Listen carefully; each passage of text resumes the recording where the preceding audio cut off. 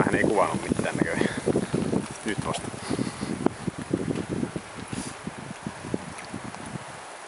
Kipeä tuntuu jalakossa. No varmasti.